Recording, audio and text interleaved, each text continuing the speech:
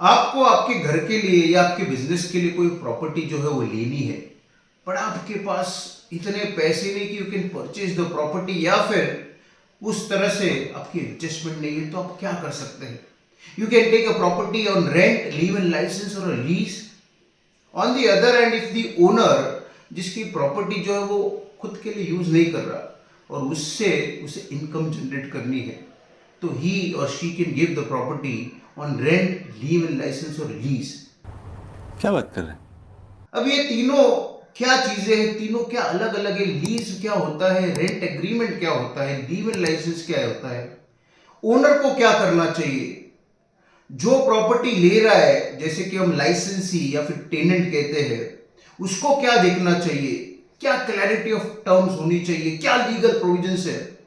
For that we are making 3 videos, each on one topic, that is leave and license, lease agreements and rent agreement. तो आज हम शुरुआत करेंगे leave and licence agreement से कि leave and licence agreement क्या होता है, क्या प्रोविजंस है, क्या टर्म्स होने चाहिए। So leave and licence agreement, जो लाइसेंस है, that is defined under section 52 of easement act. In a simple word, if you are giving your property for a particular time to give on use for a temporary period, in a simple word, आपकी कोई immovable property आपने किसी को for a temporary use for a particular time period दी है, इसको licence कहते हैं। और इसके रिलेटेड जो अग्रीमेंट बनता है, that is called leave and licence agreement. Now the main object of giving a property on leave and license कि आप प्रॉपर्टी का कोई राइट ट्रांसफर नहीं कर रहे, या फिर आप प्रॉपर्टी का पोजेशन भी आप नहीं दे रहे, आप सिर्फ राइट टू यूज दे रहे for a particular period of time. Leave and licence agreement में जो प्रॉपर्टी ले रहा है, ही और शी इज कॉल्ड लाइसेंसी, और जो प्रॉपर्टी दे रहा है उसको लाइसेंस और कहा जाता है, वेरिन प्रॉपर्टी में आपके राइट क्रिएट नहीं होते हैं। नाउ लेट्स लुक इनटू कि जो लीव एंड लाइसेंस एग्रीमेंट है उसमें क्या टर्म्स होने चाहिए। लाइसेंस और जो है उसने क्या देखना है, लाइसेंसी ने क्या देखना है, अगर कुछ डिस्प्यूट हुआ तो क्या होगा। So let's come to the first part कि लीव एंड लाइसेंस एग्रीमेंट में इंपॉर्टेंट टर्म्स क्या होते हैं। तो इनिशियली प्रॉपर्टी का डिस्क्रिप्शन आ गया, आपने कितने टाइम के लिए दिया है, that time period should be mention, क्या पर्पस के लिए आपने दिया है, दैट शुड बी देयर। उसके बाद कितना लाइसेंस फी होगा, कितना डिपॉजिट होगा, इसको स्पेसिफिकली मेंशन करना जरूरी है। नोटिस पीरियड मतलब अगर आपको पहले खाली कराना है तो कितना टाइम का नोटिस देना पड़ेगा, या फिर कोई आपने लॉक इन पीरियड रखा है, दैट मीन्स कि for a particular period of time आप प्रॉपर्टी खाली नहीं करा सकते। अगर टाइम पे लाइसेंस भी नहीं दिया गया तो इसके क्या रिपोर्केशंस हो गए, मतलब उस पर कोई इंटरेस्ट लगेगा, या फिर an owner will have a right to terminate the agreement. ये जो सब पार्ट्स है वो लीव एंड लाइसेंस एग्रीमेंट में कवर होने चाहिए। साथ में प्रॉपर्टी के साथ आप क्या एंसिलरी राइट्स दे रहे, कोई फर्नीचर दे रहे, that should clearly B mentioned. उसके बाद the important part would be कि अगर प्रॉपर्टी में कोई लीकेज होता है, कोई स्ट्रक्चरल डिफेक्ट है, तो वो रिपेयर कौन करेगा। ऑन दी अदर हैंड कोई नॉर्मल वेयर एंड टेयर है, उसका रिपेयर कौन करेगा।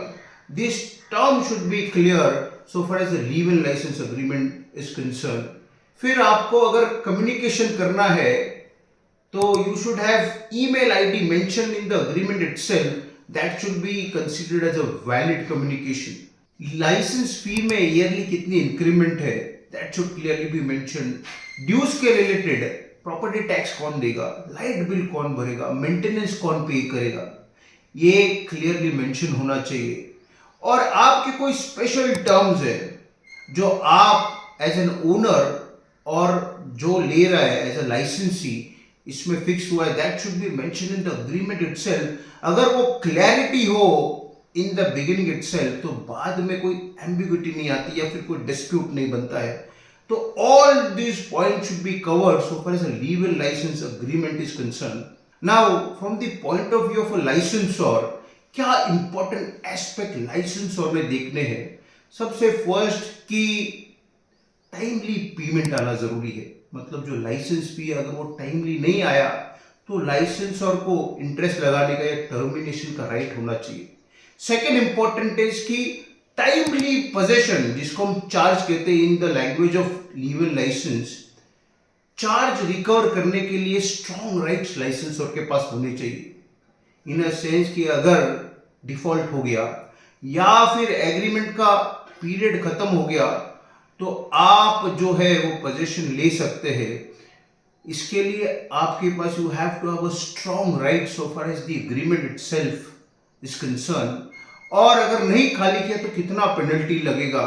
Generally in agreement we put a clause कि there should be twice the licence fee, that should be the penalty amount if the property is not vacated within a stipulated time. ये भगवान क्या जुल्म है, सारा काम करूं मैं खाए वो, अब कुछ नहीं हो सकता क्या। तो ये second aspect so far as a license और जो ओनर है उसने देखना जरूरी है।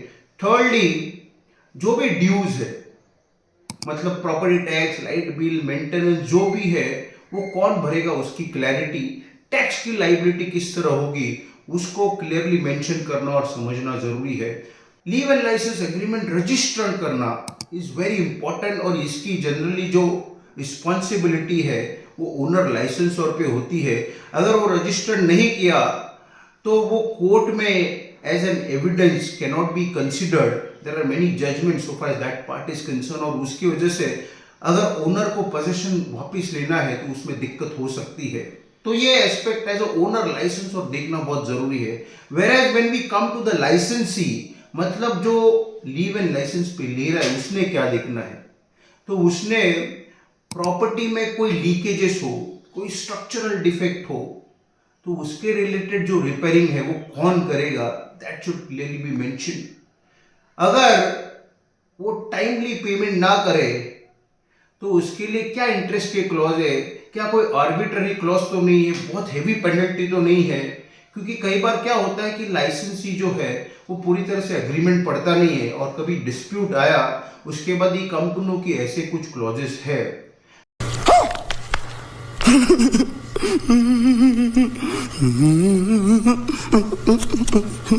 नेक्स्ट वुड बी कि उसमें क्या क्या आपने दिया है along with the property, parking के राइट्स है क्या, या फिर कोई बिल्डिंग में एमिनिटीज है वो यूज करने के राइट्स है क्या, वो भी क्लियरली मेंशन होना from the point of view of license is necessary.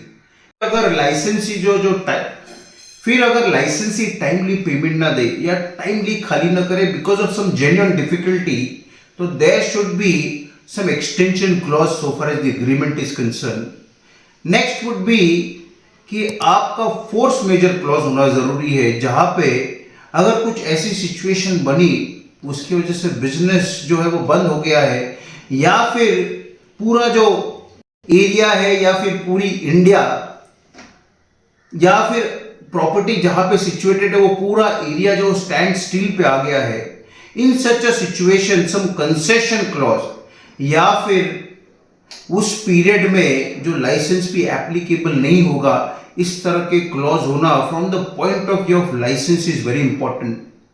तो लाइसेंसर और लाइसेंसी दोनों के टर्म्स में क्लैरिटी हो और अपने अपने जो एस्पेक्ट्स है वो अच्छे से चेक करके अगर अग्रीमेंट किया जाए और दोनों के पॉइंट ऑफ व्यू कंसिडर करके उसको प्रॉपर्ली ड्राफ्ट किया जाए तो बाद में डिस्प्यूट जो है वो शायद कहीं ना कहीं कम हो सकता है। Now let's come to the legal aspect so far as leave and license is concerned. तो leave and license agreement का registration is compulsory. अगर registration नहीं किया तो in Maharashtra there is a provision कि जो लाइसेंसर है, ओनर है, उसको 3 महीने तक की सजा हो सकती है। एंड नेक्स्ट टू इट जो लाइसेंसी कहेगा वो टर्म जो है वो फाइनल माने जाएंगे। फिर अगर जो ओनर है, जो लाइसेंसर है, उनको प्रॉपर्टी रिटर्न लेनी है एंड टू से कुछ डिस्प्यूट बन गया, लाइसेंस ही खाली नहीं कर रहे तो क्या किया जाए। So for the residential property there is a different authority, whereas for the commercial there is a different authority. So far as Maharashtra is concerned, for a residential property you can go to a competent court that is generally a district magistrate, जहां पे थोड़ा fast procedure होता है और आपको double the rent भी मिल सकता है. Whereas for a commercial property, you have to file a case before a regular court of law.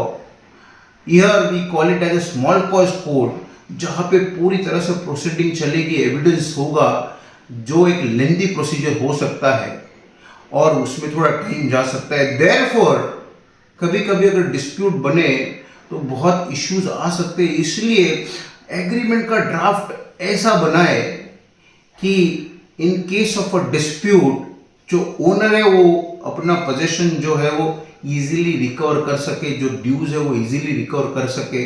Whereas जो लाइसेंसी है अगर उसको कोई नुकसान हो रहा है because of the owners act, तो वो भी उसको अच्छे से रीइंबर्स और इंडेमनिफाई करवा के ले सके.